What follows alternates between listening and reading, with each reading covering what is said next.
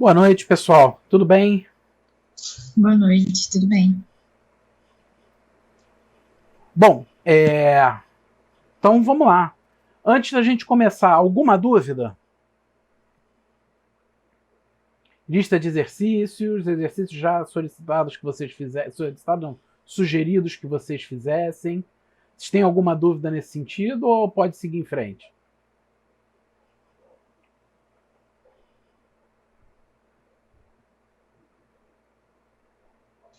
Da minha parte não, professor. Beleza, Boa tarde.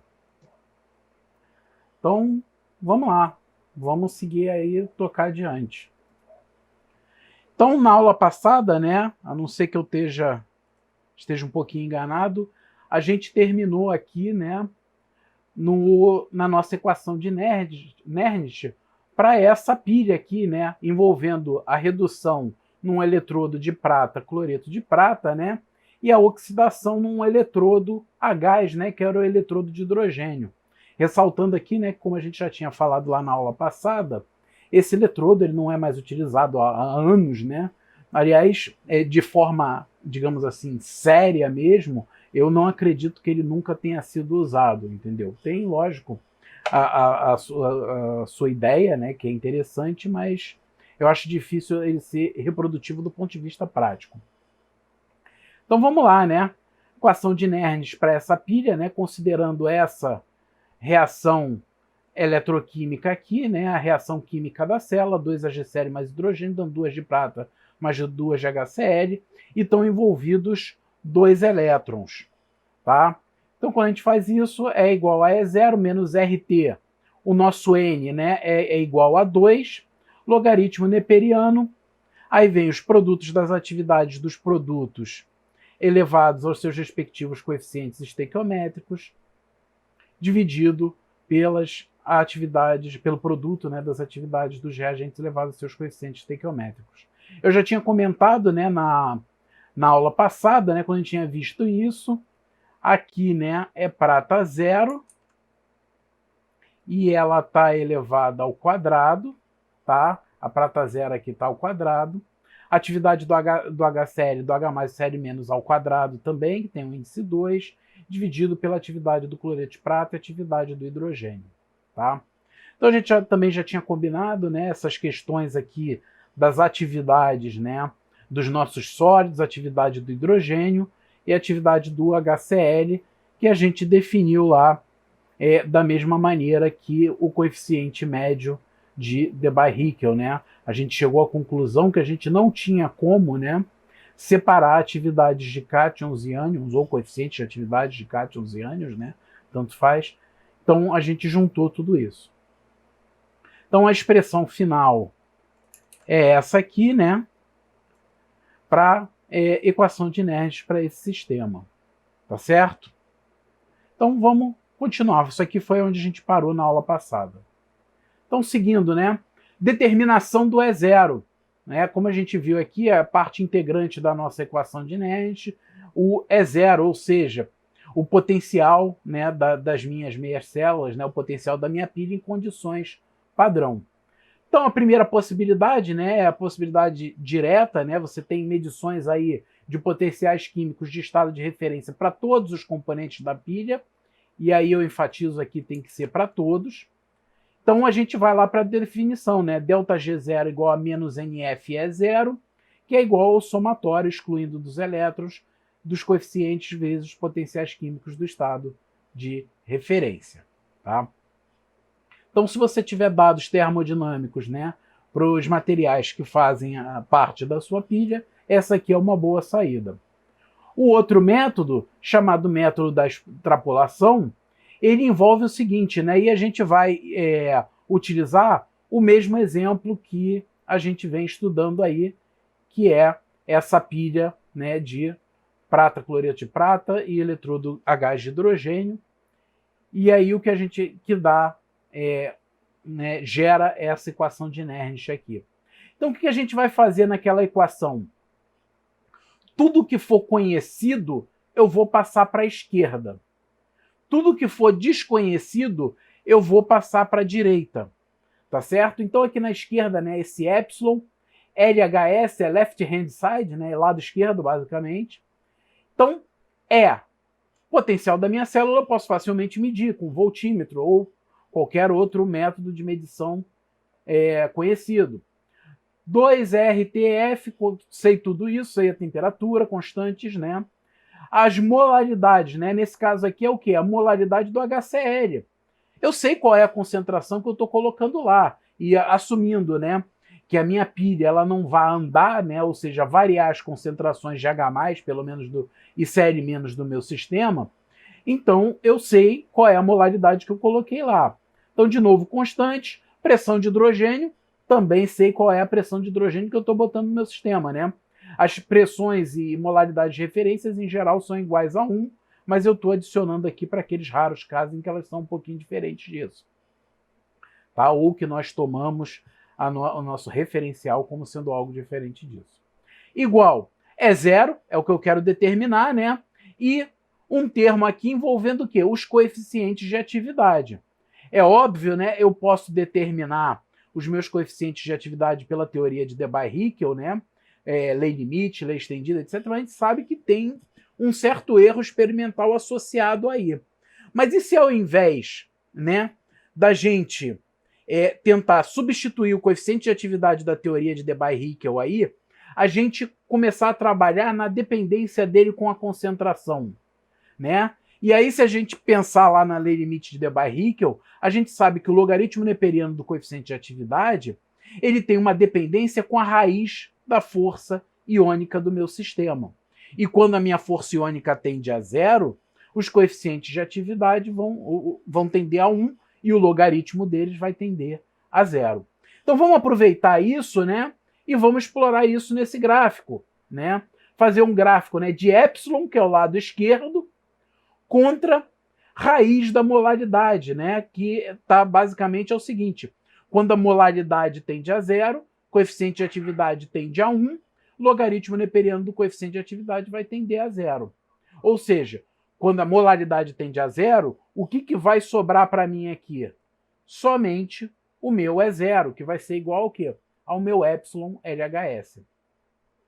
Então, o meu gráfico, né, de epsilon LHS contra a raiz da concentração, eu faço aí em soluções cada vez mais diluídas, né? Se isso aqui for diluído o suficiente, vai se comportar como uma reta, e por extrapolação eu consigo o valor de E0 aqui como a interseção com o eixo das ordenadas. Tá? Então esse é um método aí quando você não tem dados termodinâmicos disponíveis para descrever o seu sistema. Células galvânicas irreversíveis, né? Então a gente falou o seguinte: o que era uma célula reversível, né? Que era aquela onde a gente poderia utilizar a equação de Nernst para descrever o potencial em função de concentrações, temperaturas e etc. Né? A reversível era aquela em que todas as nossas espécies elas estavam na mesma fase. Tá? E o que significa elas estarem na mesma fase? Significa que elas estariam no mesmo potencial. E não sei se vocês lembram lá atrás, na dedução lá da equação de Nernst, quando a gente assume que elas vão estar todas no mesmo potencial, a gente coloca, né, a gente elimina, né, os potenciais eletroquímicos das espécies que vão estar na mesma fase e transforma eles em potenciais químicos. Tá? Então, isso é uma célula reversível, mas e a irreversível? Por que ela ocorre? Em geral, elas ocorrem pelos chamados potenciais de junção. Tá? E o que é um potencial de junção? É quando você tem a interseção entre duas fases, tá? E é gerado por algum motivo, né? Normalmente é por problemas de transporte de cargas, né? É gerada um potencial nessa interface. Tá? Então, por exemplo, um potencial de junção líquida. Vamos pegar aquele primeiro desenho, né, que eu dei lá da pilha de Daniel, em que eu tinha uma parede de porcelana porosa, né, dividindo os dois compartimentos eletródicos da minha pilha. Naquele caso, né, conforme a reação da célula ia ocorrendo, eu ia gerando ia gerando excessos de cargas dos dois lados, correto?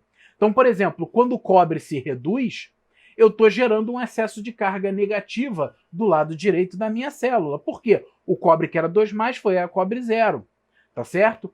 Quando o zinco se oxida, eu estou gerando um excesso de carga positiva pelo mesmo motivo, né? O zinco que estava com carga 0 foi a carga 2+. Então, conforme a minha reação ocorre, eu gero esses excessos de potenciais. E como é que esses excessos de potenciais eles são contrabalanceados? Os íons que estão em solução, tanto cobre, zinco, sulfato, eles vão se locomover, né, vão difundir na solução e através da parede de porcelana porosa, de maneira a contrabalancear esses potenciais que estão sendo criados.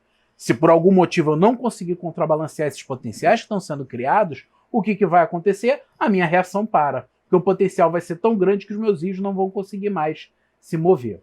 Tá certo? Mas aí, né, quando esses íons estão se locomovendo para contrabalancear os seus potenciais, né, esses potenciais gerados, eu tenho um pequeno problema. Por exemplo, né, se a gente sabe lá da condutividade, né, dos nossos estudos de condutividade, a gente estudou mobilidade iônica, que nada mais é que a velocidade que um íon vai difundir em solução. E a gente viu o seguinte, diferentes íons, né, apesar deles estarem na faixa aí de 40 a 100 mol centímetro quadrado, mol menos 1, né, eles tinham mobilidades iônicas bastante diferentes, ou seja, a velocidade dele em solução é diferente. Então, quando o meu íon sulfato está indo de um lado para o outro, tá, e tem um íon cobre tentando contrabalancear a saída dele, entendeu? A velocidade deles não é igual. Então o cobre pode chegar primeiro, o sulfato chegar primeiro, né, dependendo de quem tiver maior velocidade ou da posição deles. E isso vai acabar gerando o quê? Excessos de carga localizados. Tá? Esses excessos de carga localizados acabam gerando os chamados potenciais de junção. Né? Nesse exemplo que eu estou citando aqui, é chamado potencial de junção líquida, né?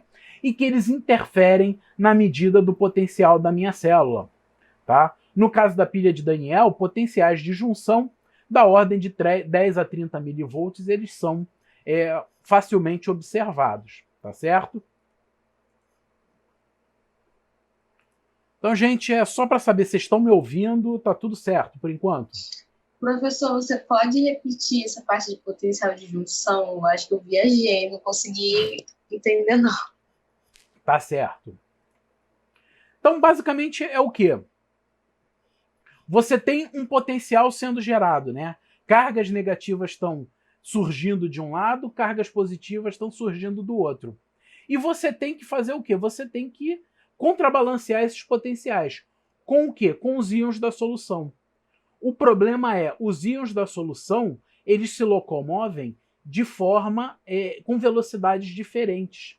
Então, esses potenciais que estão sendo gerados, eles não são completamente contrabalanceados pelos íons. Tá certo? Então, um resquício da contribuição deles no potencial total da pilha ainda é visto. Então, por exemplo, no caso da pilha de Daniel, esse resquício desse potencial, né, por conta da reação estar ocorrendo e estar gerando esse excesso de carga, ele é em torno de 10 a 30 milivolts, aí, dependendo das suas condições. Tá certo?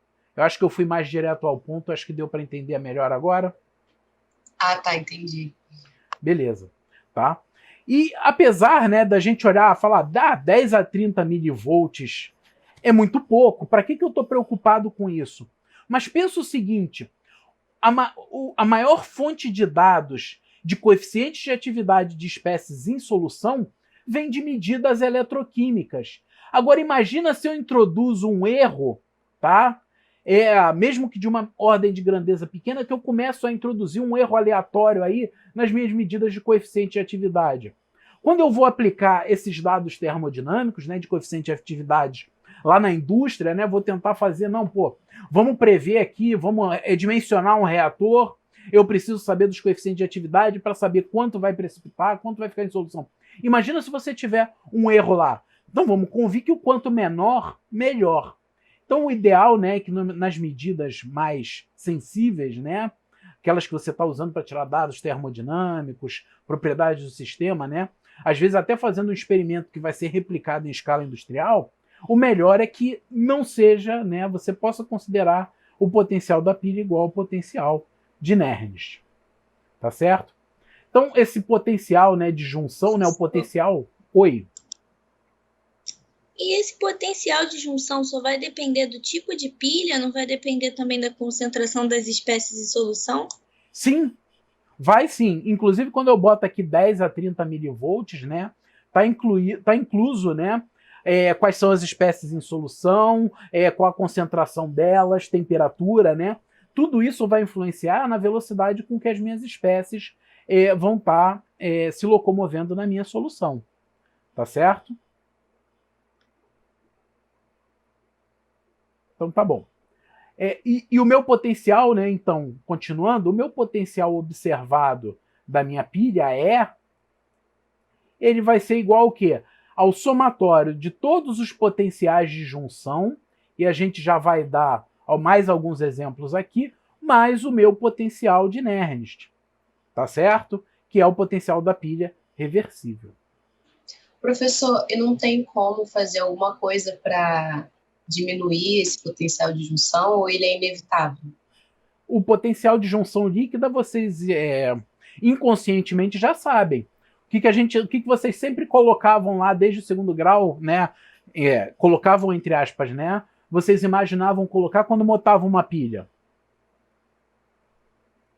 A ponte? A ponte salina. Exatamente. O que é a ponte salina? Você pega ali e bota uma junção entre as duas soluções lotada, mas lotada mesmo, extremamente concentrada de cloreto de potássio. Entendeu? Você bota quantidades absurdas de cloreto de potássio ali dentro. Por que cloreto de potássio? Porque tanto cloreto quanto potássio têm a mesma mobilidade iônica, mesmo tamanho, mesmo número de elétrons, mesma carga formal. Entendeu? Então o que acontece? Quando você joga, né, coloca uma quantidade muito grande desse cloreto de potássio, acaba que esses íons, né, cloreto e potássio, que vão contrabalancear as cargas que estão sendo geradas pela pilha. Tá? Então você joga o potencial de junção para praticamente zero. Eu me adiantei um pouco, né? Isso aqui deve estar aí nas próximas transparências, mas enfim. Nesse caso você usa a ponte salina. Nós também temos... tá aqui. Problema potencial, solução. Usa a ponte salina. Olha o potencial de junção. Menor que 1 milivolt. Entendeu? Então você reduziu entre 10 a 30 vezes o valor do seu erro que você estava obtendo. Né? E nota o seguinte, um erro de potencial, né, um erro no potencial, quando você está trabalhando com coeficiente de atividade, ele tá no expoente de uma exponencial. Então um pequeno erro no potencial vai dar um valor absurdo, uma diferença absurda nos valores de coeficiente de atividade e atividades em solução. Tá? Então, de novo, né?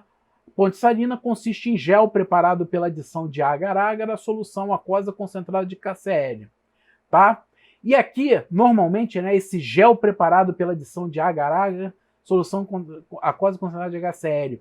Olha, isso está nos livros, mas quando eu vi isso sendo feito na prática, né, até na universidade, o pessoal fazendo, né, estudando um pouquinho de eletroquímica nesse tipo de sistema, eles colocavam, eles vedavam só as pontas, né? Ou seja, só tinha um pouquinho de agar-agar aqui, né, que ele é permeável aos íons, só nas pontas desses tubos aqui, né, que é onde fica a minha solução de KCl, fica aqui dentro. Então o que acontece? A ideia dele é você não deixar a solução vazar, mas deixar os íons, né, K+ e Cl- passarem. Então, do jeito que está escrito na maioria dos livros, dá a ideia que tudo aqui dentro estaria cheio de gel. Mas, em geral, o que eu não vejo é isso, tá? E até me parece estranho que talvez no gel o cloreto e o potássio talvez tenham até uma condutividade, né? uma mobilidade iônica, uma velocidade de migração menor. Mas, enfim, é o que está no livro, mas o que eu vi na prática é só na pontinha mesmo. Para quê? Para evitar que a água escorra. Então, seguindo, os potenciais de junção líquida não vão ser os únicos que existem. Vão ter também os potenciais de junção sólida. Então, por exemplo, vocês já ouviram falar lá em anodo de sacrifício? Quando você coloca, por exemplo, né, um parafuso, dois metais em contato, que um tende a oxidar e o outro não, né, às custas do outro. Vocês já ouviram falar disso? Sim, casco de navio também, né? Exatamente. Casco de navio, isso é extremamente importante, né? Você tem lá o seu metal, o seu aço, em contato com uma solução salina extremamente concentrada que vai gerar corrosão assim num grau absurdo. Então você, em geral, usa os chamados anodos de sacrifício, né? Que é basicamente você colocar em contato um metal que tenha um potencial de oxidação maior e ao invés de você oxidar o seu casco do seu navio, você vai puxar os seus elétrons lá desse metal. Então o que acontece? O que a gente vê, né? O que a gente tira? Que informação a gente pode tirar quando a gente tem dois metais em contato entre si? A informação que a gente pode tirar é o seguinte, que quando você coloca dois metais em contato entre si, o potencial químico dos elétrons nos metais vai ser diferente. Há uma temperatura e pressão constante, tá certo? E eles sendo diferentes, o que vai acontecer? Você vai ter fluxo de elétrons, tá certo? Entre esses metais, na região, né, ao redor dessa interface aqui, e esse fluxo de elétrons vai gerar um potencial nessa junção. É chamado um potencial de junção sólida. O fluxo de elétrons é infinito? Não. Ele só ocorre até o quê? Até os potenciais eletroquímicos do elétron se igualarem no metal A e no metal B, com a condição termodinâmica de equilíbrio. Tá certo? Então, o que acontece? A gente tem lá um potencial sendo gerado, né, na junção entre dois metais. Pode falar. Professor, eu acho que eu fiquei com dúvida nessa parte. Esse potencial de junção que ocorre entre os sólidos é porque eles vão ter o quê? Eles vão ter cargas diferentes, campos elétricos diferentes? É o quê? Eu me perdi. Olha, você pode pensar de duas maneiras, né? Você pode pensar na maneira termodinâmica. Termodinâmica é o quê? Qual é para que lado, né, o sistema termodinâmico migra? Ele migra para a redução dos potenciais menor químicos. Potencial. Isso. Então, do ponto de vista termodinâmico, você pensa o seguinte: o meu metal A, ele vai ter um potencial químico, né, potencial eletroquímico do elétron menor do que o potencial B. Então você vai jogar elétron para cá para poder contrabalancear. Mais ou menos assim, quando eu tenho duas superfícies, aí se eu estou colocando elas em contato, as cargas vão migrar de uma para outra para igualar o potencial. A isso que é esse potencial de junção? Elas vão igualar o potencial eletroquímico. Entendeu? Tem que tomar muito cuidado com isso, né? O potencial eletroquímico ele é uma combinação do potencial termodinâmico com o potencial, né, o trabalho elétrico. Mas sim, vão igualar o potencial eletroquímico. Do ponto de vista mais assim, descritivo, né, você pode pensar que um elétron vai estar numa condição melhor para ele no metal A do que no metal B. Entendeu? Entendi. Mas enfim. Por exemplo... Obrigada, professor. Nada. O nosso metal A aqui, ele poderia ser o cobre, enquanto o nosso metal B poderia ser o zinco. A gente sabe, né, até pela própria pilha de Daniel, que nesse caso, né, o fluxo de elétrons vai ser equivalente ao que está desenhado aqui, né, do zinco para o cobre. Então, no cobre, você vai ter mais elétrons do que no zinco. Então, você vai gerar do lado esquerdo, né, nota aqui que as cargas estão... as cargas aqui elas estão invertidas, tá? Quem está perdendo elétron vai ficar positivo, quem está ganhando vai ficar negativo. Então, esse potencial gerado é o chamado potencial de junção. Inclusive, né, vocês sabem o que é um termopar?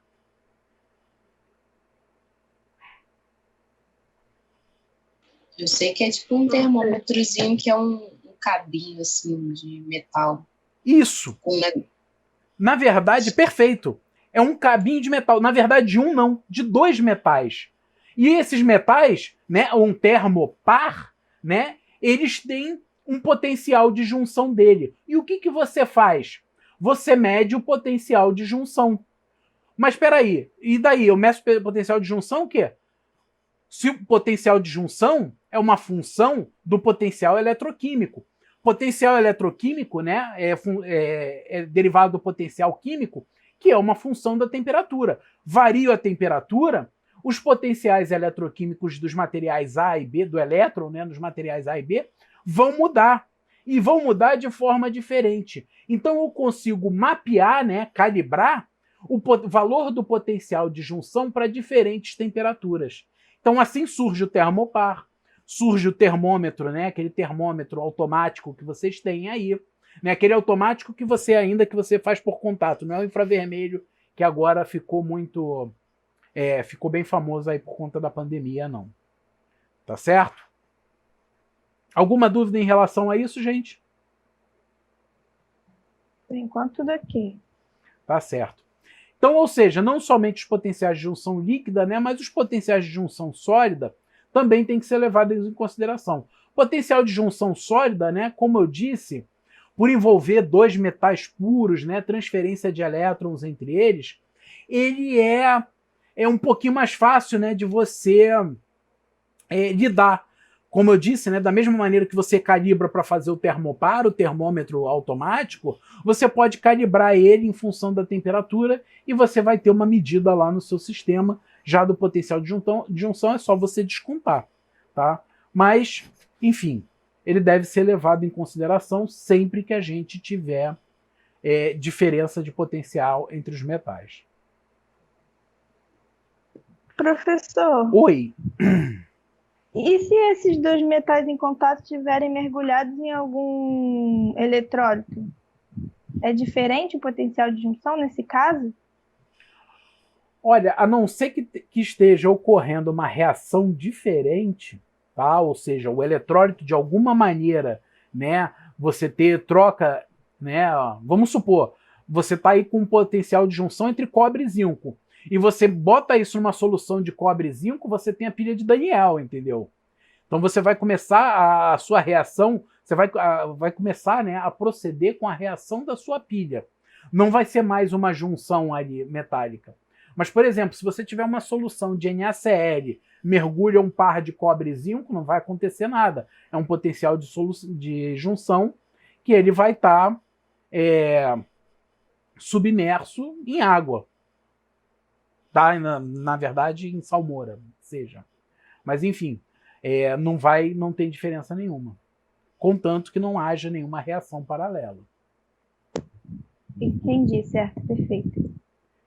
Então, vamos lá. Potenciais padrão de eletrodo. Né? Vocês sabem aí que a gente, na hora de... Sempre que a gente quiser, né, escrever a equação de Nernst de uma pilha, a gente não vai ficar fazendo 1000 experimentos para poder determinar os potenciais padrão.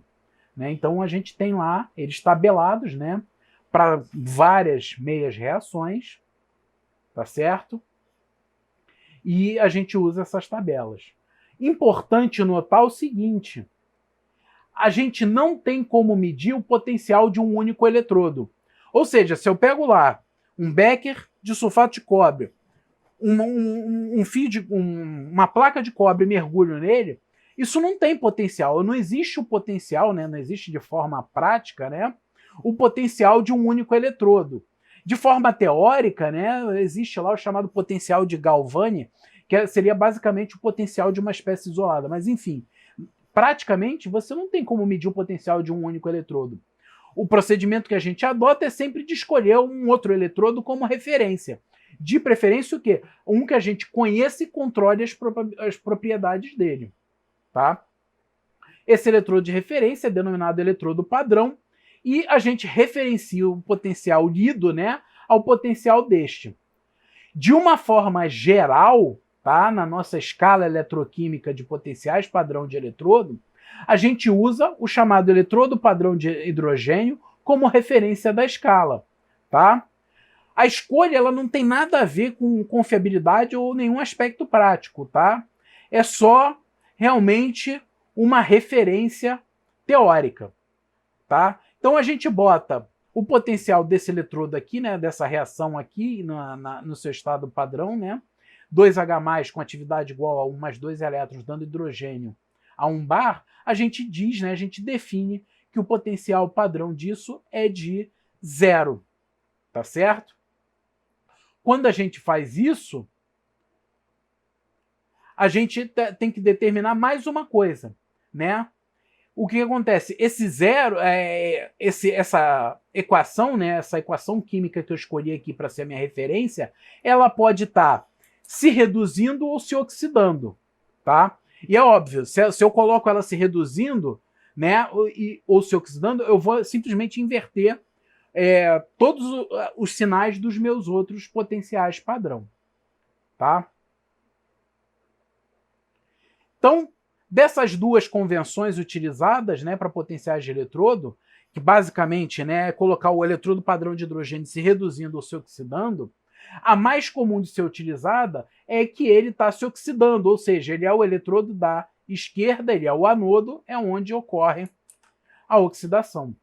E no caso do potencial do outro eletrodo, né, o potencial que seria obtido, é um potencial padrão de redução. E vai ser igual ao quê? Vai ser igual à força eletromotriz da minha célula. Tá? Então é assim que você constrói a nossa tabela de potenciais padrão de eletrodo de redução. Tá? Em geral, as tabelas que são colocadas em livros, handbooks, etc., elas são de potenciais padrão de redução. Então, sempre que tiver omitido, né, que tipo de potencial padrão está lá, você assume que é o de redução. Se tiver escrito que é o de redução, é o de redução, é óbvio. Se tiver escrito que é o de oxidação, é o de oxidação. Tá? Mas o importante é, se não tiver escrito nada, são potenciais padrão de redução. E aqui, né? Professor, Oi, pode falar. uma pergunta rapidinho. Eu tinha estudado física 3, que a força eletromotriz não é necessariamente igual à energia, ao potencial, né? A variação do potencial. Só que normalmente a gente acaba chamando da mesma coisa, né? Nesse caso aqui, a gente mede a força eletromotriz ou mede o potencial mesmo?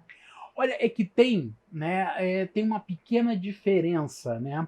O que é a força eletromotriz, né? O próprio nome, força que move, né?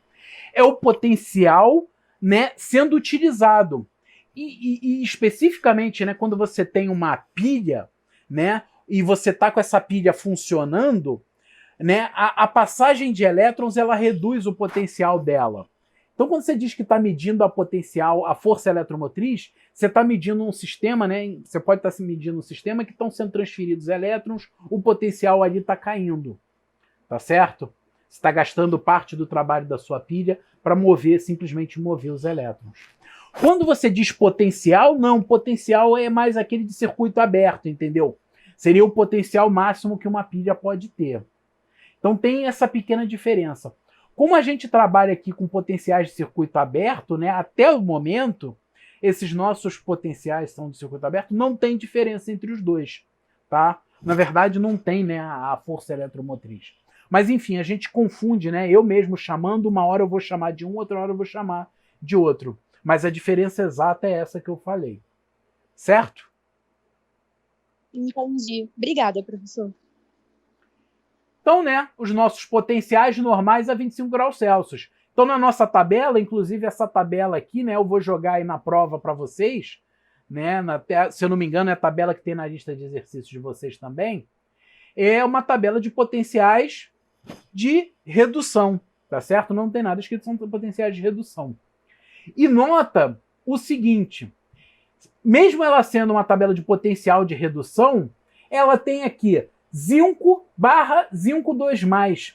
Gente, eu peço desculpa essa tabela aqui, né? Ela tem esse errinho, que as nossas barras elas não estão exatamente verticais. Isso é um erro, tá? Eu peço desculpas a vocês, mas a fonte que eu retirei já estava assim, tá? Mas enfim, notem isso. Então nota que eu tenho Zinco/Zinco2+. Se eu colocar uma equação, né, nesse sentido, é uma equação de oxidação do zinco. Mas, se eu estiver escrevendo o meu eletrodo na notação da IUPAC, eu vou escrever de fora para dentro. Zinco, né, que é o meu eletrodo, em contato com a solução de sulfato de zinco. Então, o que acontece? Esse referencial aqui, né, que está sendo denotado aqui nas linhas, não é o da reação de redução ou de oxidação, mas o como você deve escrever a pilha na hora de colocar lá a notação e o PAC dela. Então, por exemplo, o nosso eletrodo de prata, cloreto de prata, que foi outro que a gente estudou, você começa de fora para dentro. Ag0, AgCl, cloreto. Entendeu? O nosso eletrodo de calor melano tá aqui, ó. Opa, não, desculpa. Esse aqui não é eletrodo de calor melano, não. Ah, tá aqui. Nosso eletrodo de calor melano tá aqui do outro lado.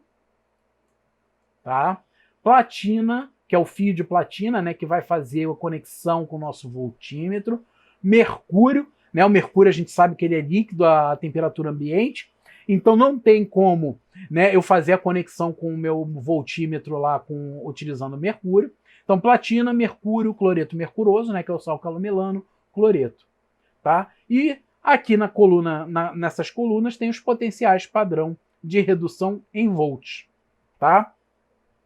Notem mais uma coisa.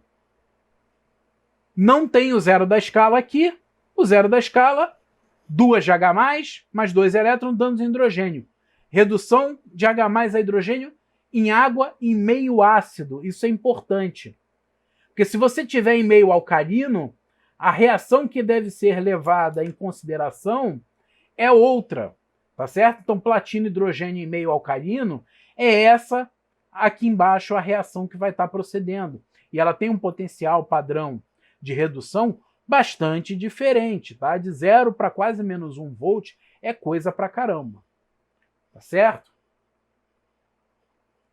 Então, seguindo, depois vocês dão uma olhadinha nessa tabela, né? Vocês vão usar ela bastante nos exercícios de vocês.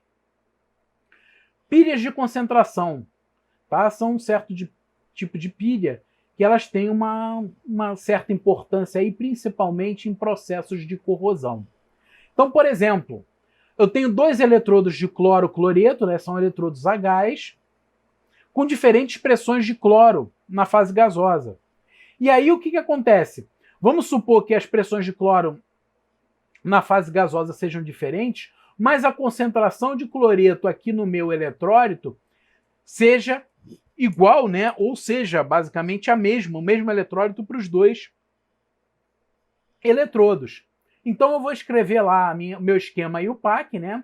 Platina da esquerda é o meu eletrodo de platina, cloreto, né? Com uma pressão que eu vou chamar de PL, que é a pressão da esquerda, em contato com a solução de HCl aquoso, em contato com o cloro, né? Numa pressão que eu vou chamar PR, né? Que é a pressão da direita, em contato com o eletrodo de platina, que vai fechar o meu contato elétrico lá com o voltímetro.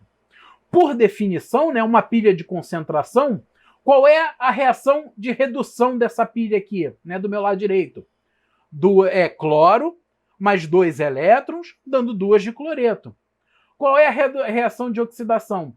É a mesma, só que invertida, né, porque você não está reduzindo, você está oxidando.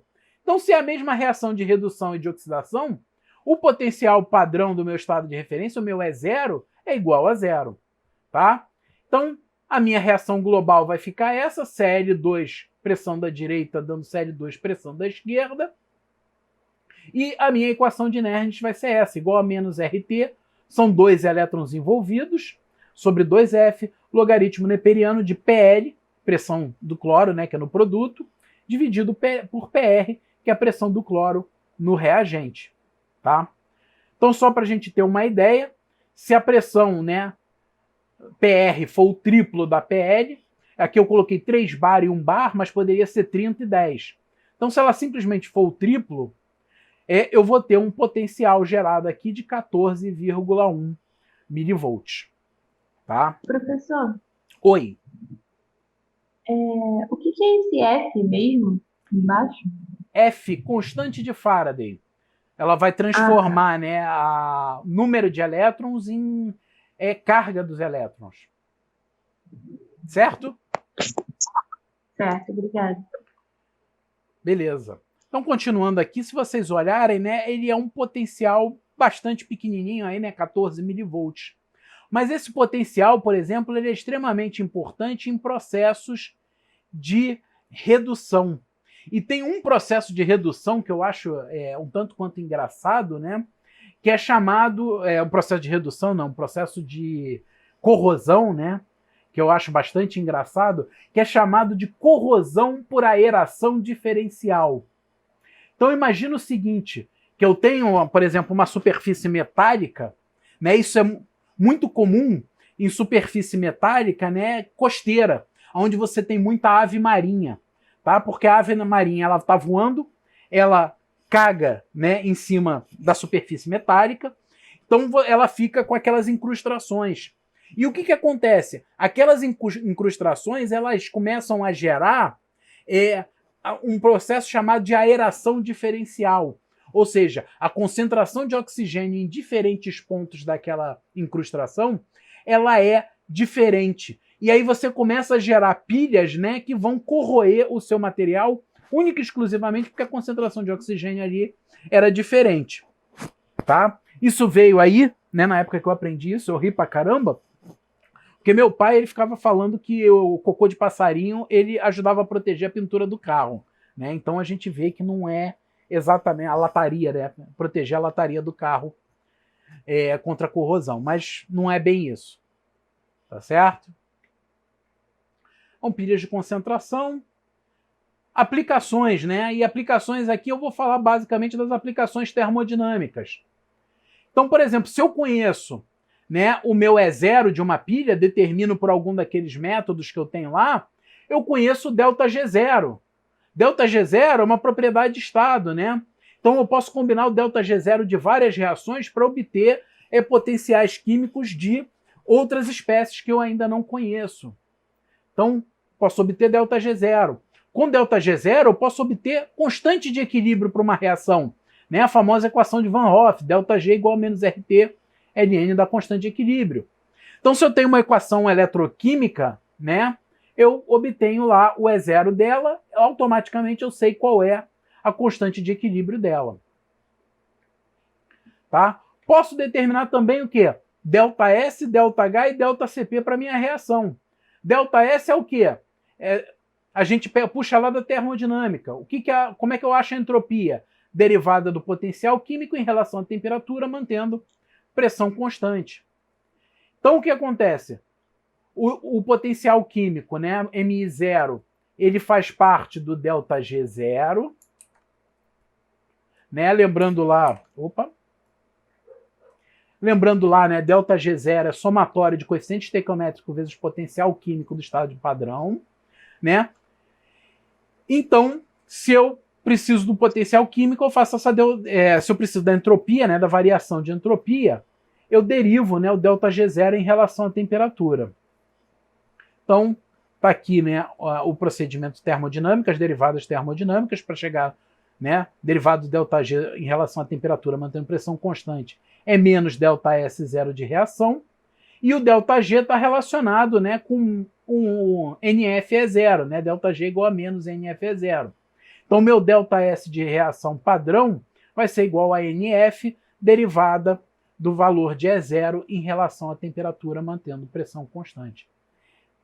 Em geral, esse termo aqui, né, derivada do E0 em relação à temperatura, mantendo derivada de E0 em relação à temperatura, mantendo pressão constante, é chamado de coeficiente térmico da minha pilha, ou do meu sistema eletroquímico. Tá? Muitas vezes ele referenciado, não, colocado como apenas um número, né? Seria alguns milivolts por Kelvin, tá? Mas ele pode também ser colocado na forma de uma função de temperatura, né? Aquelas expansões em série de potência de temperatura que vocês viram lá na termodinâmica. Tá? Então eu posso determinar ΔS. Se eu tenho ΔG e ΔS, eu sei a temperatura que eu estou trabalhando, eu sei ΔH, né? ΔG igual a ΔH menos T ΔS. Então, também consigo determinar o ΔH. Tá? Então, consigo aqui o ΔH. Com ΔH, né, na verdade, né, com ΔS, né, eu consigo achar o quê? Capacidade calorífica, pressão constante. Por quê? Derivada da entropia em relação à temperatura mantendo pressão constante é Cp sobre T. Rearranjando, né, Cp 0 vai ser igual a temperatura vezes a derivada da entropia em relação à temperatura mantendo pressão constante. O meu ΔCp, né, vai ser igual a T vezes a derivada do ΔS de reação em relação à temperatura mantendo pressão constante. O meu ΔCp, nesse caso, se a gente olhar aqui, ele vai ser uma derivada segunda do meu potencial padrão em relação à temperatura, né? ΔCp é NFT, D2E, DT2, pressão constante. Então, nos casos, né, em que a gente coloca aí o nosso coeficiente térmico da pilha, né, que é a derivada primeira como sendo uma constante, a gente está erroneamente assumindo que o ΔCp, né, ou seja, a variação de capacidade calorífica, né, entre reagentes e produtos, é igual a zero, o que é, assim, é muito difícil de ocorrer, né? Eu não sei nem se é possível que isso ocorra. Mas, enfim, você pode também determinar o ΔCp se você tiver dados melhores aí, né, de E0 em função da temperatura. O calor trocado, né, por uma pilha, a gente sabe, né, que, em geral, o calor trocado à pressão constante é dado pelo ΔH. Mas isso só é válido quando eu não tenho nenhum potencial extra, tá? Na minha pilha, como eu tenho um potencial extra, que é o potencial elétrico, o meu ΔH ele não é igual ao calor trocado pela pilha a pressão constante. Como é que eu determino esse calor? Pelo TΔS, né, que é a definição da entropia. ds é igual a dQ sobre T. Tá? Então, é a própria definição da entropia, definição de Clausius. Alguma dúvida? Então vamos continuar. Posso usar também na determinação de coeficientes de atividade, né? Então a gente já mostrou lá para o nosso sistema aqui que a gente vem, né, usando como exemplo. A gente já mostrou lá como obter o coeficiente de atividade. Então, se eu sei todo o resto, eu determino aqui através da medida de E. Posso fazer determinação de pH através do famoso eletrodo de vidro ou eletrodo combinado de vidro, né, dependendo do meu sistema, como é que vai ser. E também as famosas titulações potenciométricas. Tá? Esses dois aqui, eu não vou entrar em detalhes, por quê? Porque vai ser o próximo trabalho que eu vou botar para vocês lá, tá? No Teams. Então, eletrodos para determinação do pH e uma pequena, tá, mas muito pequena palhinha sobre o que é uma titulação potenciométrica, tá? De novo, naquele esquema de 1 ou 2 páginas no máximo, tá? Se você me mandar 10, é óbvio, eu não vou te zerar porque você mandou a mais. Mas, enfim, acho que você poderia utilizar melhor o seu tempo e resumir isso melhor. Então, aqui de novo, né, as aplicações, essas duas vão ficar como trabalho. Então, assim, a gente acaba a parte de eletroquímica de equilíbrio, né, equação de Nernst. A gente vai passar agora para a parte chamada cinética de eletrodos, né? E essa parte é onde começa a haver uma diferença, né, entre a força eletromotriz da pilha e o potencial que aquela pilha pode gerar.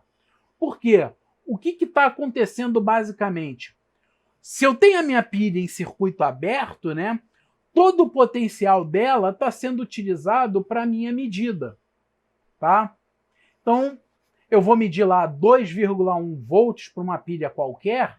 2,1 volts é o potencial máximo que aquela pilha vai poder me dar. E menos 2,1 volts, né, é o potencial mínimo que eu vou ter que exercer sobre aquela pilha, sobre aquele sistema, para fazer uma eletrólise da reação reversa, né? Ou seja, reverter aquela reação. Tá? Porque o que acontece? Quando eu começo a ter realmente passagem de elétrons, né? Então, a gente não quer pilha, na maioria das vezes, né? Pelo menos as pilhas e as eletrólises, a gente não quer uma pilha para ficar olhando para ela e falar, nossa, que bonita, ela pode gerar um potencial. A gente quer uma pilha, uma bateria para botar no celular, fazer ele funcionar. A gente quer botar a pilha no brinquedo das crianças, quer que aquela porra funcione e que a criança não enche o nosso saco. Entendeu? Então a gente quer que a pilha exerça o trabalho dela, que é o quê? Transformar o potencial de uma reação química, né? Criar o potencial elétrico e fazer algo, né? Gerar trabalho, fazer algo funcionar. Da mesma maneira, quando eu estou fazendo uma eletrólise, eu não faço eletrólise porque eu quero parar uma pilha, né? Uma reação de pilha que está acontecendo. Eu faço uma eletrólise porque eu quero, ao invés de reduzir cobre e oxidar zinco, eu quero reduzir zinco às custas de cobre. Entendeu? Então, a gente sempre está procurando que algo seja feito. Mas para que isso aconteça, né, que o trabalho seja realizado, os meus elétrons têm que se mover. Entendeu? E esse trabalho, né, ele tem que sair de algum lugar. Então, o meu trabalho, ele tem que sair de algum lugar. Ele sai da onde? Ele sai do potencial da pilha. Então, quando, por exemplo, se eu tenho a minha pilha lá, né, que eu estou dando exemplo de 2,1 volts, quando ela começa a soltar a corrente elétrica, quanto mais corrente elétrica ela estiver soltando, né, ela estiver provendo para o meu sistema, o potencial dela, mais o potencial dela vai cair. Tá certo? De maneira análoga, né, quando eu estou fazendo a eletrólise num sistema, quanto maior for a velocidade, né, que eu queira que aquela reação de eletrólise ocorra, ou seja, quanto mais elétrons eu estiver mandando, maior vai ser o potencial que eu vou ter que colocar para gerar aquela corrente, certo? Isso lá na física, né, quando vocês viram circuitos elétricos em física 3, isso era representado como a resistência interna da pilha, né? Você, numa fonte ideal, a fonte era constante. Mas quando vocês tinham as fontes não ideais, né, ela tinha uma chamada resistência interna. E que o potencial geral, a força eletromotriz, né, real que aquela fonte estaria gerando, seria E menos resistência interna vezes corrente. Tá? Então você tem aí as nossas fontes, agora, né, esse capítulo de cinética de eletrodos, ele considera as nossas fontes como não sendo mais ideais. Tá? E as nossas fontes a gente está chamando o que, basicamente? A nossa reação eletroquímica. Tá? Então vamos pensar aqui num sistema mais simples possível, né? Uma reação redox de primeira ordem. Então tem uma espécie oxidada, mais N elétrons, dando uma espécie reduzida. Eu tenho uma velocidade anódica, aliás, desculpa, aqui está invertido. Eu tenho uma velocidade, tá? Então, anódica em cima, catódica é embaixo. Eu tenho uma velocidade catódica, né, que é a reação de redução, e em cima eu tenho uma velocidade anódica, que é a reação de oxidação. A variação, né, da concentração de qualquer espécie aí no meio em relação ao tempo vai ser dada, né, a menos de um sinal, pela velocidade global da minha reação, que vai ser o quê? A velocidade da reação catódica. Eita! A velocidade da reação catódica menos a velocidade da reação anódica.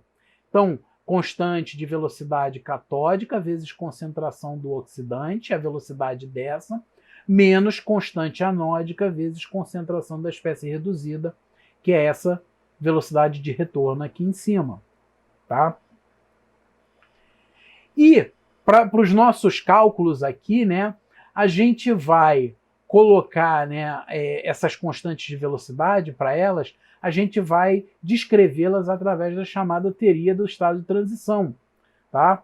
E mais especificamente, eu vou usar ela como foi escrita pelo Eyring, tá? Que é uma forma muito mais simples, né, de entender. Ela não envolve mecânica estatística. Né? Pelo Eyring, ela só envolve termodinâmica. Então, teoria de estado de transição do Eyring, toda reação química possui um estado de transição que representa o máximo da superfície de energia potencial. A gente já vai ver isso.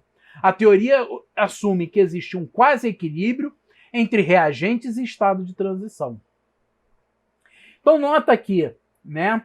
Eu tenho meus reagentes, a minha superfície de energia potencial, os meus produtos. O máximo da minha superfície de energia potencial, ele vai ser igual, né? Vai ser vai ser onde ocorre o meu estado de transição. E eu vou ter aqui associado a ele, né? Espera aí que eu perdi a minha canetinha. E ele vai ter associado a ele aqui um ΔG de ativação. Tá? Então, pela teoria do estado de transição de Eyring, né? Quando eu tenho a reação de reagentes indo para produto, eu tenho um equilíbrio sendo formado entre o estado de transição e os meus reagentes. Tá? E se eu tenho um equilíbrio, né, que é dado através desse ΔG de ativação aqui, eu posso usar esse ΔG de ativação para calcular com essa constante de equilíbrio, ou seja, a concentração do estado de transição que eu vou ter lá. A teoria do estado de transição, né, eu não vou entrar muito mais em detalhes do que isso, ela diz o seguinte, ela diz que a minha constante de velocidade vai ser igual a uma outra constante aqui, vezes constante de Boltzmann, temperatura, dividido por constante de Planck, exponencial de menos ΔG sobre constante de Boltzmann, temperatura. Tá? E aqui a gente já vê um termo que é análogo ao que aparece lá na equação de Van Hoff, tá? Que a gente acabou de ver lá no final de eletroquímica.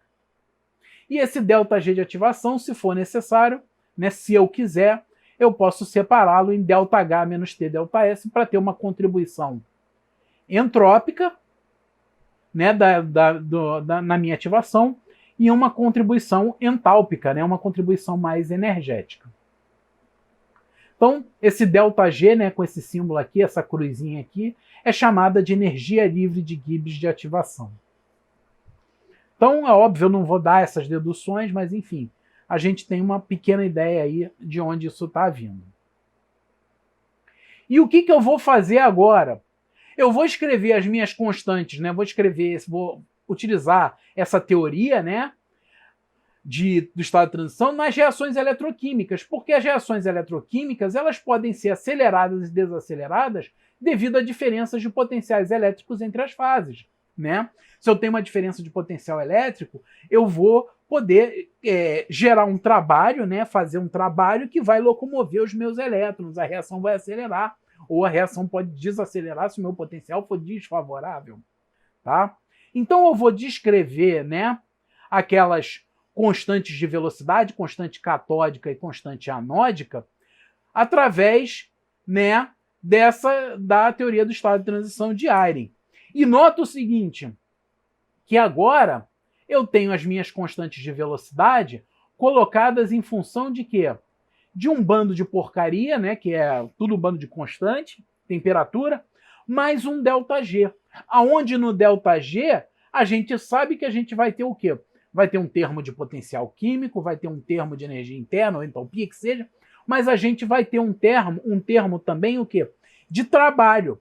Igual quando a gente calculou o trabalho elétrico lá na teoria de Debye-Hickel, entendeu? Esse meu ΔG aqui, ele vai ter um termo envolvendo o meu trabalho que eu vou estar realizando. Então, o que acontece? Se eu tiver um potencial entre essas... Alguém quer? Tem alguma dúvida? Tá me ouvindo? Tá baixinho, mas eu estou ouvindo. Tenta falar mais alto um pouquinho.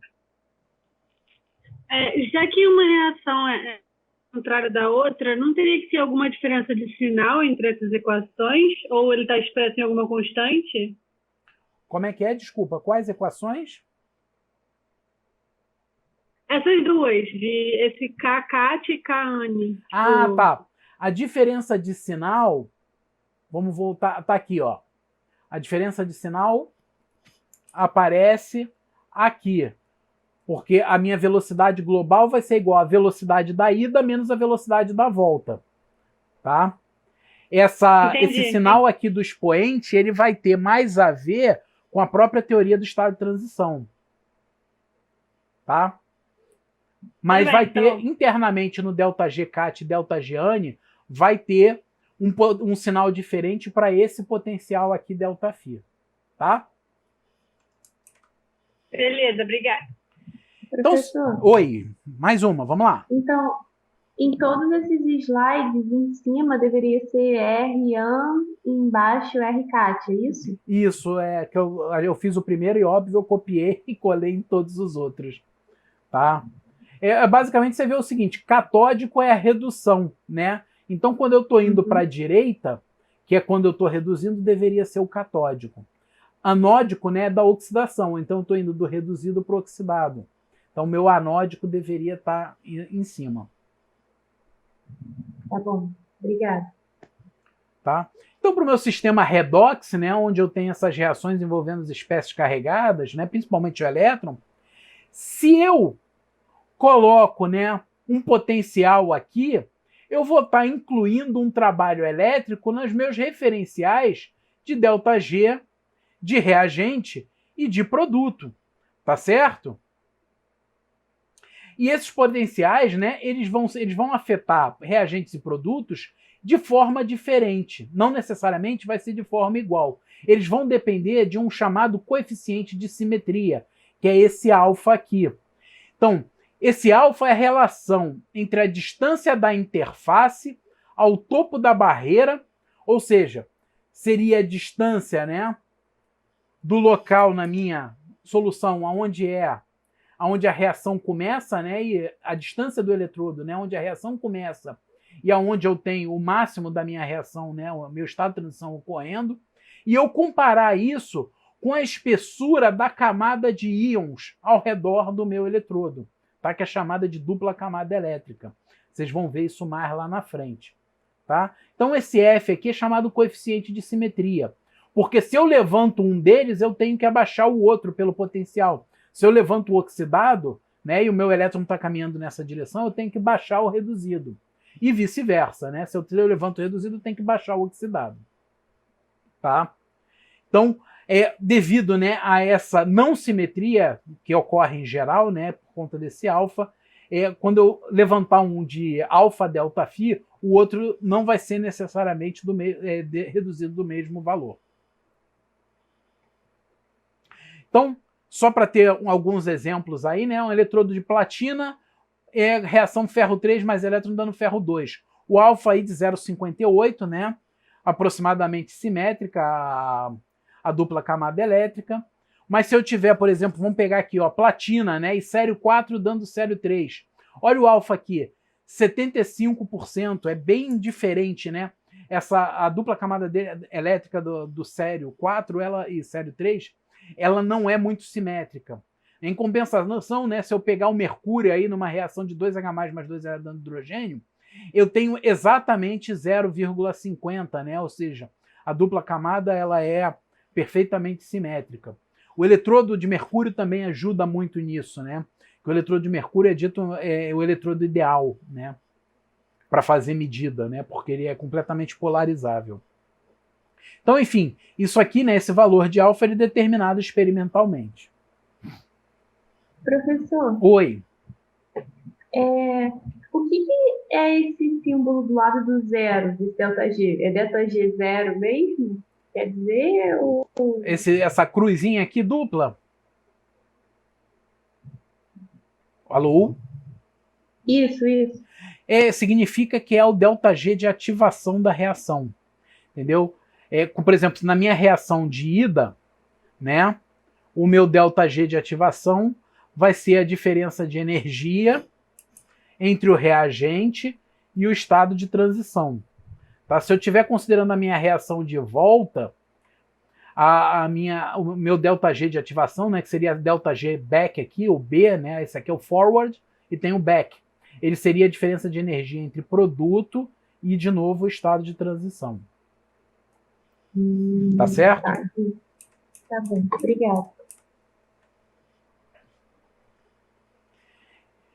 Então aqui a gente tem o seguinte, né, que cada um, assim, no momento em que eu ligar o meu potencial, né, cada um desses referenciais aqui, reagente, produto, né, e consequentemente, né, os meus ΔG de ativação da reação anódica e catódica, eles vão ser modificados. Modificados por um valor de quanto? Um valor proporcional, né, um valor, o ΔG vai ser igual ao trabalho, que vai ser igual ao quê? A menos N, né? N é o número de elétrons, é a carga do elétron, e o ΔΦ é o potencial que vai estar sendo aplicado ali. Agora, lembra que esse potencial aqui, que eu vou botar potencial linha, tá? Ele não é o mesmo potencial que você vai estar aplicando. Por quê? Porque ele vai ser modificado por conta do coeficiente de simetria, que é o alfa. Tá? Então ainda não chegamos lá. Então o que acontece? Quando eu pego o meu ΔG cat, né? ΔG de ativação da reação catódica, ele vai ser igual a um ΔG0 menos um alfa NE ΔΦ. Tá? E agora sim é o meu ΔΦ de verdade, né? Não é o ΔΦ linha. E nota que ele está ponderado aqui pelo alfa. E o meu ΔG anódico, né, que está na outra direção, ele vai ser a mesma coisa, né, só que ele vai ser positivo e ponderado por o quê? Por 1 menos alfa, ou seja, eles vão ser complementares em relação ao meu potencial total. Tá? A soma das duas modificações aqui, né, dos dois termos, vai dar o potencial total. Substituindo agora, né, esses valores de ΔG catódico e anódico nas constantes de velocidade, vou ficar com isso aqui, né? A constante do catódico é a constante anódica. E vou voltar agora lá. Espera aí. Assim, primeiro para a catódica, né, que eu substituí aqui, e embaixo para a anódica, quando eu ligo o meu potencial. E vou substituir isso agora na minha equação cinética que eu coloquei lá em cima. Ainda não, desculpa, gente, eu estou tentando adivinhar a transparência que vem e estou falando besteira. E agora o que a gente vai fazer? A gente vai pegar, né, e substituir esse termo aqui baseado em ΔG0 e vai chamar ele de constante catódica e constante anódica de referência, o nosso K0. Então a nossa constante catódica vai ser igual a um K0 catódico vezes exponencial, e agora eu tenho um termo aqui que é baseado somente em quê? É baseado praticamente somente no ΔΦ, né? Ele não vai ter nenhuma outra contribuição de ΔG. A mesma coisa vai valer para a constante anódica, né? Vai ter um termo K0 e um outro termo que vai ter só o ΔΦ e nenhum ΔG. Agora sim, né, substituindo na minha equação cinética, né, a minha velocidade de reação é velocidade catódica menos anódica. A minha velocidade catódica vai ser a constante catódica, que é o K0 vezes exponencial disso tudo aqui, vezes a concentração da espécie oxidada, menos a minha constante anódica, que é o K0 anódico, e essa outra exponencial aqui, vezes a concentração da espécie reduzida. Né? E esses K0s aqui, eles são dados por essa expressão aqui. Se eu fizer, né, velocidade catódica dividido por velocidade catódica, eu observo o seguinte, que eu tenho uma razão entre as constantes, razão entre concentrações, e eu vou ter E elevado a NE ΔΦ sobre KT. O meu alfa vai acabar sumindo. Por que isso está acontecendo? Porque quando eu tenho a razão entre as duas, né, a simetria acaba sumindo do meu problema. Vamos considerar agora o equilíbrio químico. Tá? No equilíbrio químico, a velocidade vai ser igual a 0 e eu vou ter que a minha velocidade catódica vai ser igual à velocidade anódica. Então, tirando o logaritmo lá das velocidades catódicas e anódicas e jogando aqui, né, igualando as duas, eu fico com essa expressão.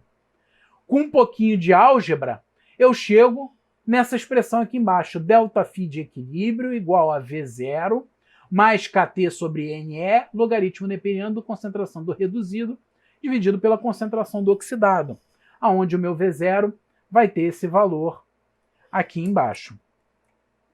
Tá? Que equação é essa aqui, gente, que eu estou envolvendo agora? Sugestões, vamos lá. Lembra a equação de Nernst. Exatamente. Tirando algumas modificações que eu fiz aqui na minha dedução, né? Depois, né, se vocês estudarem isso mais a fundo, vocês vão ver que tem várias maneiras diferentes, né? Vários referenciais diferentes para a equação de Butler-Volmer, né? Que é a equação que a gente vai chegar.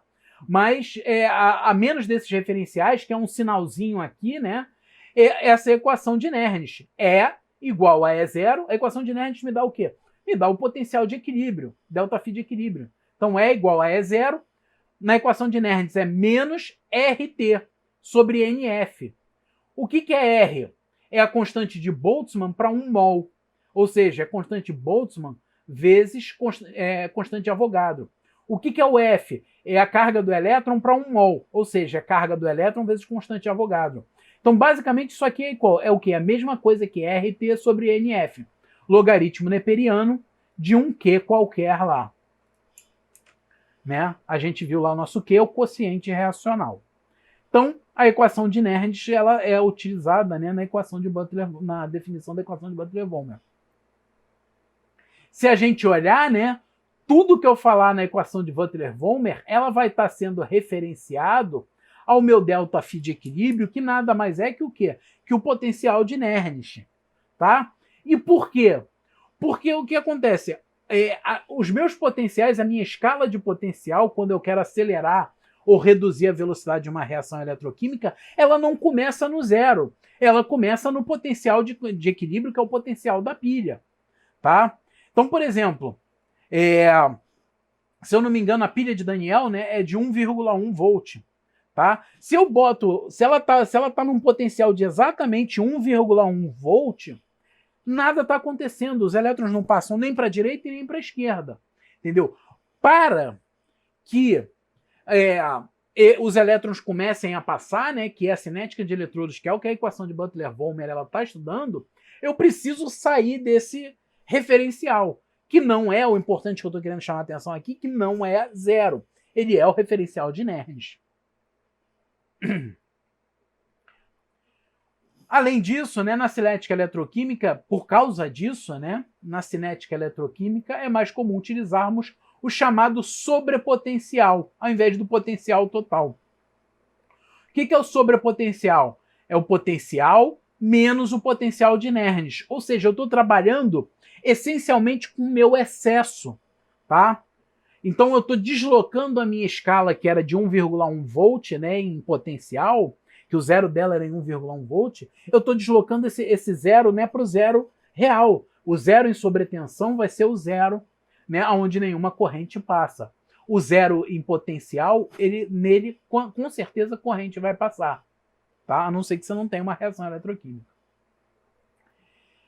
Onde, né, o sobrepotencial, né, eta é o potencial extra que leva à produção de corrente elétrica de fato. Então a gente pode agora substituir, né, o nosso ΔΦ por sobrepotencial mais ΔΦ de equilíbrio. Por que a gente faz isso? Porque agora o ΔΦ de equilíbrio a gente conhece, ele vai entrar aí nas nossas constantes, né, e a gente vai ficar com uma equação só no sobrepotencial, que ela é o quê? Ela é centrada no zero para todas as possíveis reações químicas. Fazendo isso, eu fico com essa equação aqui, enorme, eu sei, né? Sorte nossa que a gente não vai ter que decorar. E, né, se eu usar a expressão obtida por ΔΦ de equilíbrio de Nernst, eu vou ficar com o seguinte: R igual constante do catalisador, concentração do oxidado elevado a 1 menos alfa, constante anódica vezes concentração do reduzido elevado a alfa, entre colchetes exponencial de alfa n eta sobre kT menos exponencial de menos 1 menos alfa n eta sobre kT. Fecha colchetes. Tá? E esse termo aqui é chamado de termo de Butler-Volmer, né? Essa equação completa é a chamada equação de Butler-Volmer. Tá? Eu vou me permitir fazer uma correção, né? Como eu sou químico catalítico, trabalho com catalisadores, vários momentos aí eu devo ter chamado, pelo menos eu me peguei agora, ao invés de falar catódico, eu falei de catalisador, tá? Então, por favor, me desculpem, são os ossos do ofício. Então, né, eu posso exprimir... Professor? Oi, pode falar. Desculpa que eu acho que a minha internet travou aqui. O que é esse ΔΦ? É a variação de potencial? O ΔΦ é o potencial que você está aplicando na sua pilha ou sistema de eletrólise. O ΔΦ de equilíbrio é o de Nernst. E esse sobrepotencial, que é essa letra grega eta, é a diferença entre os dois. Tá certo? Uhum. Professor, esses valores da constante do cátodo e do anodo, eles são tabelados? Não, a gente já vai ver como é que a gente pode fazer para determiná-los na prática. Te pedir só mais um segundinho, só que a gente vai chegar lá. Tá? Tá bom. Ok. Professor, Oi? eu não sei se eu não peguei a diferença, mas... ou então, enfim, por que o alfa continua na... se ele que modifica o potencial aplicado? Não era para ele estar embutido na letra grega nova? Ou não sei se faz sentido essa dúvida? Não, porque o que acontece? O alfa, né, é o efeito do potencial que você está aplicando no ΔG. Tá? Então, como o meu sobrepotencial ainda é um potencial, então eu tenho que levar em consideração explicitamente esse alfa. Tá? Esse alfa ele serve para transformar potencial em ΔG. Professor, Tá, você pode voltar para o slide rapidinho? Aqui? Só um minutinho, só para eu ver uma coisa.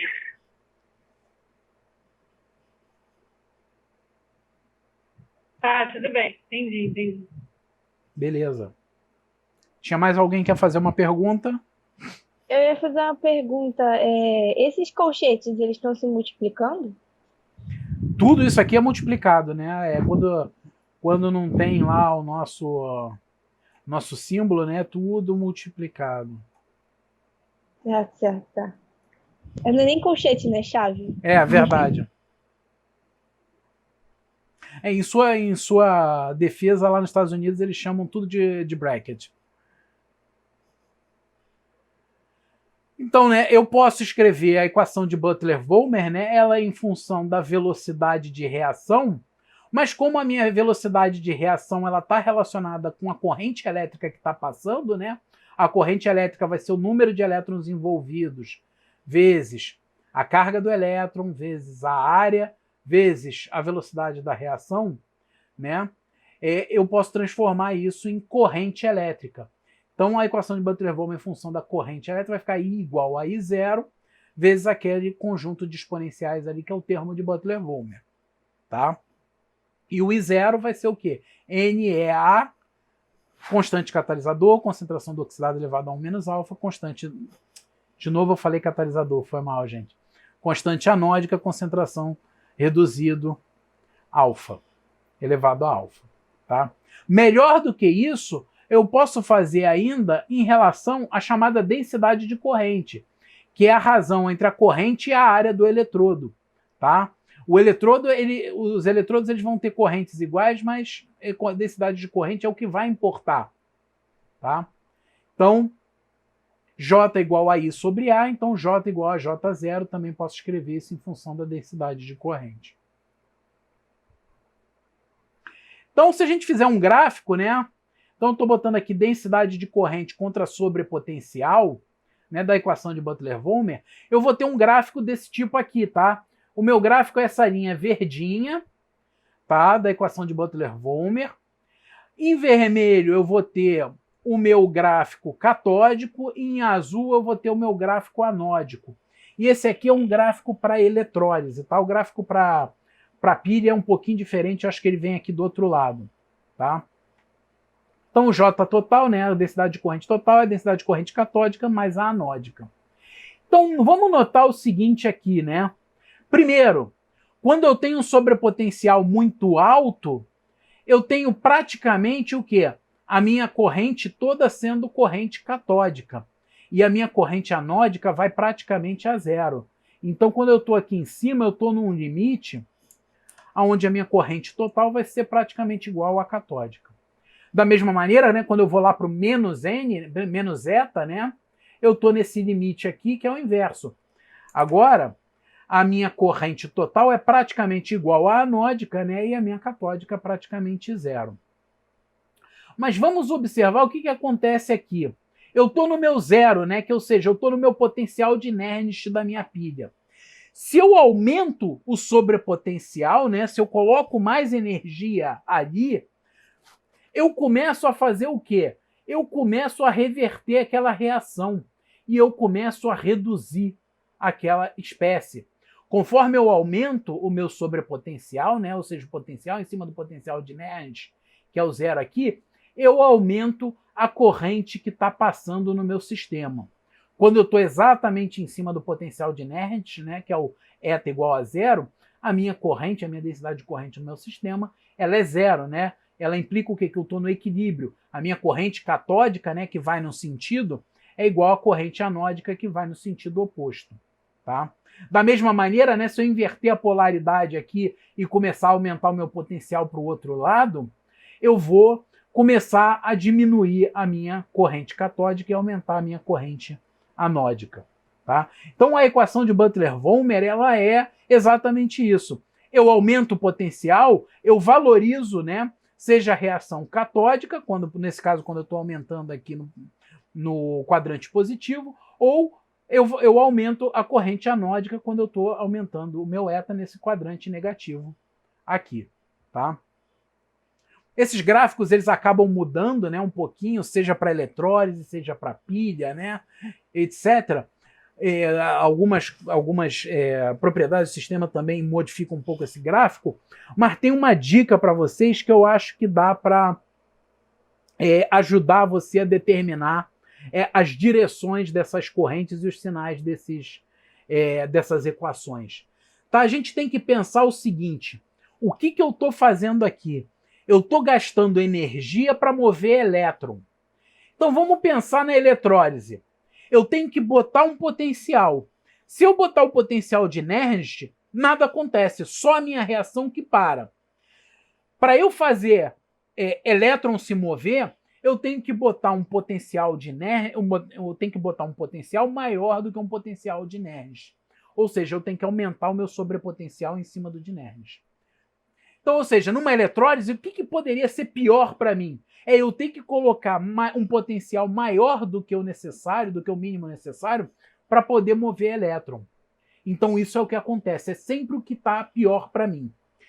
Por outro lado, vamos ver a pilha agora, né? A pilha, ela está gerando um potencial, mas parte daquele potencial é gasta para poder mover elétron, tá? Então, o potencial real, né, que você vai estar medindo da sua pilha não vai ser o potencial de Nernst dela. Vai ser o potencial menos uma parte que está sendo consumida para mover elétron. Então, de novo, né, é o que te prejudica mais. Você quer que a sua pilha, quando você compra lá a sua pilha, né, antigamente a propaganda das amarelinhas, né, hoje em dia tudo é Duracell, etc. Você quer que a sua pilha pequena lá, ela dê para você 1,5 volts cravado. Mas se você começa a aumentar a corrente dela, ela começa a diminuir o potencial que ela está te dando. Pode fazer o seu sistema, né, elétrico não funcionar de maneira adequada, funcionar de forma ruim, entendeu? Começar a dar problema, não funcionar, etc. Então, ou seja, é sempre o que for te prejudicar. Nos exercícios, né, isso vai ficar mais claro aí para vocês. Né? Eu estou fazendo uma eletrólise. Em geral, na eletrólise eu tenho que botar 2 volts para essa reação eletrolizar, né? Segundo Nernst. Então você vai ter que botar mais que isso, vai ter que botar 2,5, 3, entendeu? Para os elétrons andarem. Na pilha, né? Essa pilha, segundo Nernst, ela me dá 1,5 volts, né? Vamos supor que é a pilha alcalina lá. Ela me dá 1,5 volts. Então, na hora que ela estiver funcionando, vai ser menos que 1,5 volts que ela vai gerar, porque parte daquele potencial vai estar sendo utilizado para mover elétron. Tá? Então, a nossa equação de Butler-Volmer, né, ela é usada para isso. Ela tem algumas aproximações, né, interessantes, alguns casos limites que são chamados. Então, primeiro, né, é quando o sobrepotencial é muito menor que K vezes temperatura, que é chamada de resposta linear. Onde é a resposta linear? Nota esse pedacinho aqui onde a nossa curva verde parece uma reta? Essa é a região da resposta linear, tá certo? E aí o que eu vou fazer? Como esse expoente, né, da exponencial ele é muito pequeno, eu posso usar lá a expansão em série de Taylor da exponencial e pegar só os 2 primeiros termos. Fazendo isso, eu chego I igual a I0, N é eta sobre KT.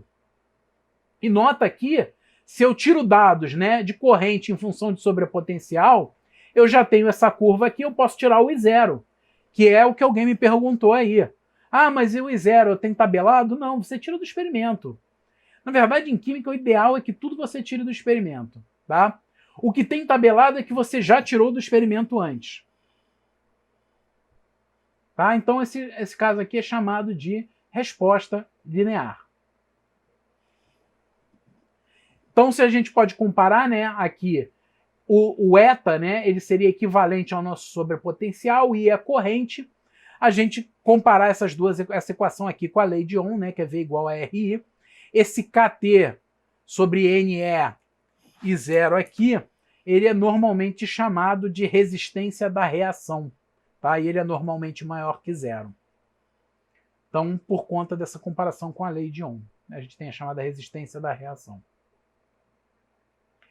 O outro caso limite, né, é a chamada resposta de Tafel, tá? A resposta de Tafel, deixa eu voltar lá, são esses dois casos aqui que eu envolvi aqui nos extremos, tá?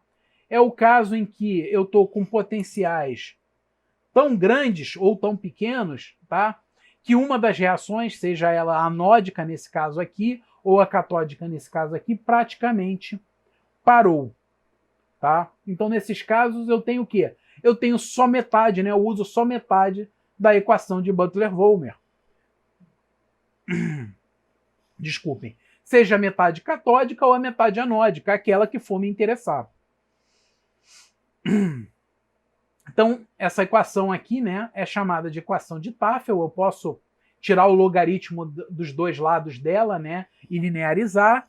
E essa região da equação de Butler-Volmer, né, essa região de sobrepotencial contra corrente onde ela ocorre, é chamada região de Tafel. Tá?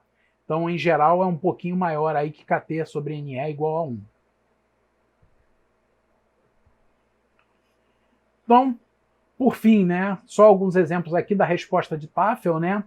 Então, eu tenho aqui, né, chumbo, para esse aqui, né, a sobretensão em função do logaritmo da corrente para eletrodo padrão de hidrogênio. Então, usando vários metais diferentes. E notem aqui uma coisa interessante, que conforme eu vario o metal, eu estou variando a inclinação, na inclinação, na verdade, não. Eu estou variando a sobretensão de ativação mínima da minha equação de Tafel. Tá? Por que isso acontece? Tá? Isso acontece porque no caso da minha reação, né, de hidrogênio, 2H+, né, dando mais 2 elétrons dando hidrogênio, essa reação ela depende da superfície do metal, né, e da dissociação da ligação, da formação e da dissociação da ligação hidrogênio-hidrogênio na superfície do metal. Então, metais em que o hidrogênio, né, a hidrogênio atômico que eu estou falando, não a molécula, ele consiga, esse metal ele consiga, né, dissociar essa molécula de hidrogênio e estabilizar melhor o hidrogênio atômico, nesses metais, a sobretensão mínima, né, a sobretensão mínima de ativação, ela vai ser bem menor do que nos outros metais, aonde essa dissociação da molécula de hidrogênio é mais difícil, tá? Então, por exemplo, se a gente pega aqui platina e ródio, né, que são tem as menores sobretensões de ativação possíveis aí, eles são classicamente catalisadores de hidrogenação, ou seja, são aqueles metais que eles têm uma boa propriedade para dissociar a molécula de hidrogênio.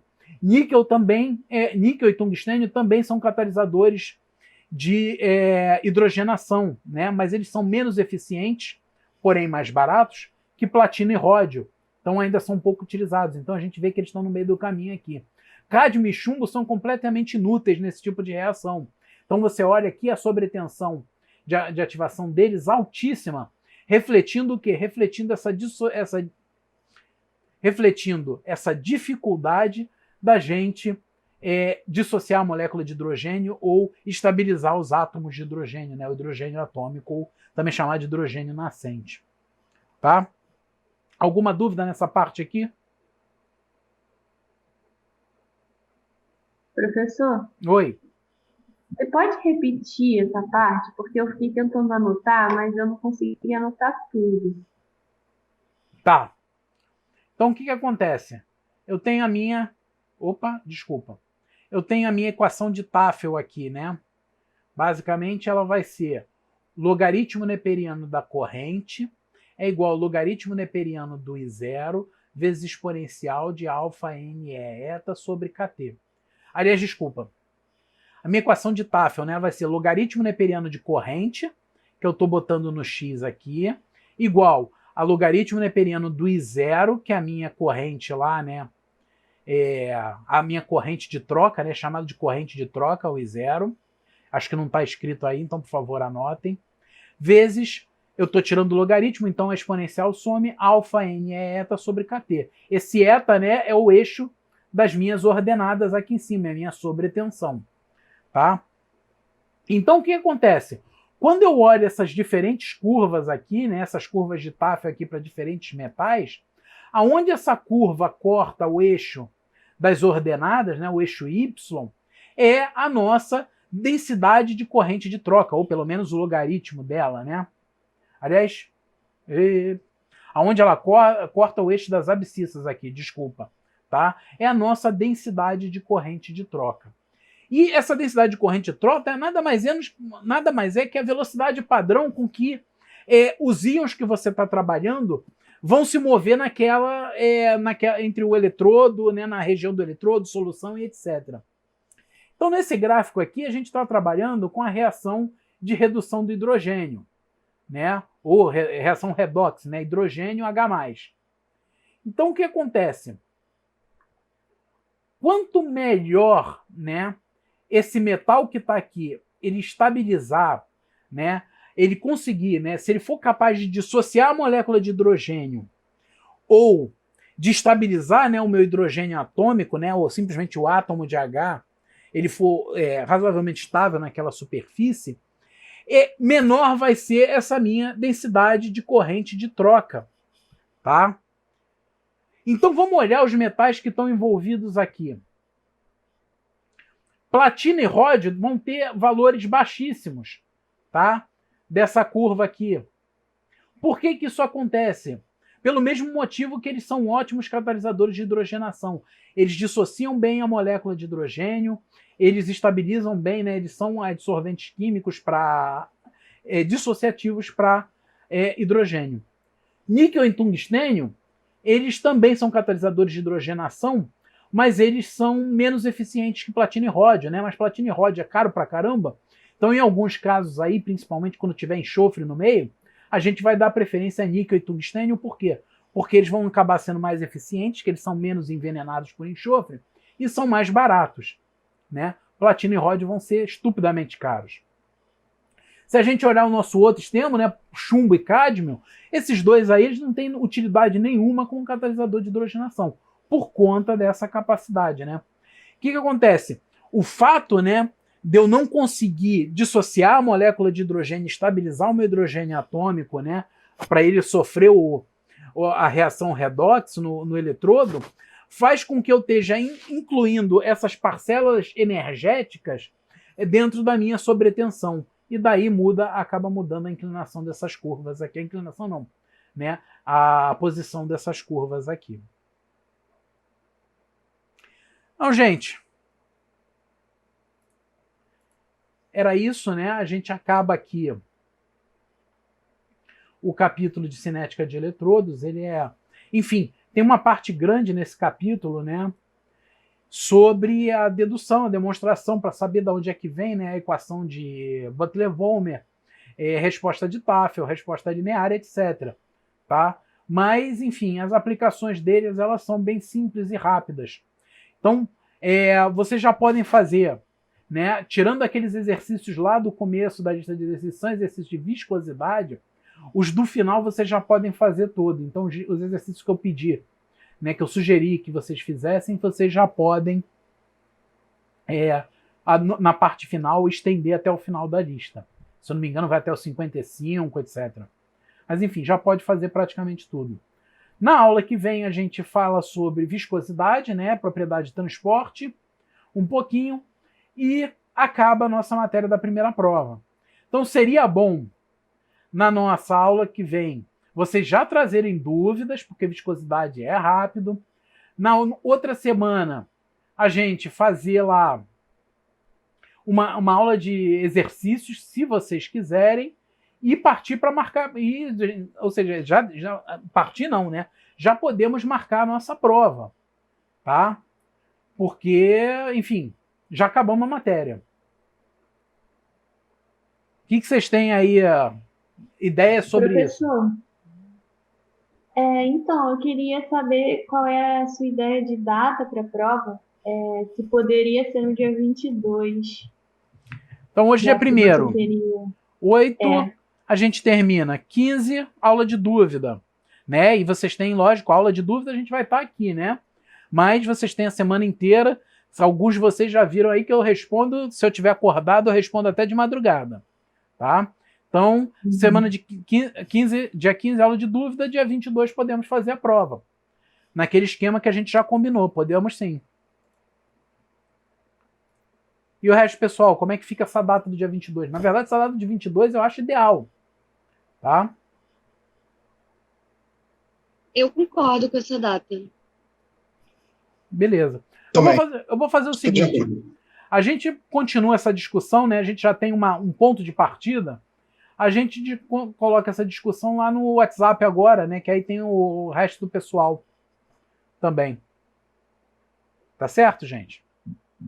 Tá, eu só queria perguntar mais uma coisa que eu não sei se foi dito no grupo do WhatsApp, mas em relação ao tempo da prova, você vai ser no tempo da aula? Como é que vai ser? É 2 da tarde que eu vou liberar a prova, entrega ela acho que até meia-noite, não é isso, gente? Isso, professor, é isso que eu tinha acordado. Isso, 2 da tarde até meia-noite, tá? Mas não se preocupem, a prova vai ser normal, tá? É uma prova que eu daria em sala de aula para fazer em 2 horas, tá? Como eu comentei algumas vezes, né? Essa questão aí de vocês terem esse tempo todo, né? 10 horas para fazer a prova, é para reconhecer que, né? Como eu estou vendo pelas respostas de vocês lá, né? A minha ideia, ela tem fundamento. Não tem todo 100% do tempo livre para poder se concentrar em fazer prova, né? Vocês estão em casa, tem uma série de problemas que vêm junto com isso, né? Então, a prova vai ser normal que poderia ser feita em 2 horas, mas vocês vão ter essas 10 horas aí para poder fazer a prova, escanear e me entregar, né? Igual vocês estão fazendo. Vai ser o mesmo esquema lá dos trabalhos. Solicitação de arquivo no Dropbox. Obrigada. Beleza. Mais alguma dúvida, gente? Por hora não tenho nenhuma. Tá, a menina falou que não tem dúvida, mas eu acho que eu ouvi a voz de um rapaz, era que não tinha dúvida também, ou... Professor, só para me certificar, vai ser dia 22? Isso, essa data é a data, assim, inicial que a gente vai fazer. Só para eu anotar aqui. Pode, eu vou botar lá no Teams e no WhatsApp depois. Seria uma quinta-feira, professor? Isso, é daqui a 3 quintas-feiras. Dia 8, 15 e 22. São as próximas quintas-feiras. Mas vai ser o dia todo mesmo, né, professor? Dia Isso. 2 horas da tarde, igual você falou. Eu vou Não, só tô perguntando porque eu tenho aula quinta-feira de outra matéria também. É por isso que eu perguntei. 2 horas da tarde eu vou mandar ficar para vocês ou pelo Teams ou pelo WhatsApp. Ou pelos dois a prova, entendeu? E entendi. aí... Tá bom, professor. Muito obrigada. A devolução vai ser no esquema de solicitação de arquivo aí que vocês já se acostumaram do Dropbox, já fizeram algumas vezes. Tá bom, professor. Obrigada, tá? Tá bom. Mais dúvidas? Então, gente, boa noite. Bom final de semana para vocês. Semana que vem, se puderem, já tragam dúvidas, tá? Pra gente tirar aí no horário da nossa aula depois que a gente terminar a viscosidade. Se não, ainda tem outra semana, tem o WhatsApp, o que vocês quiserem, tá bom? Um abraço. Boa noite. Tchau, gente. professor. Até semana que vem. Tchau, professor. Tchau. Boa noite. Tchau, pessoal.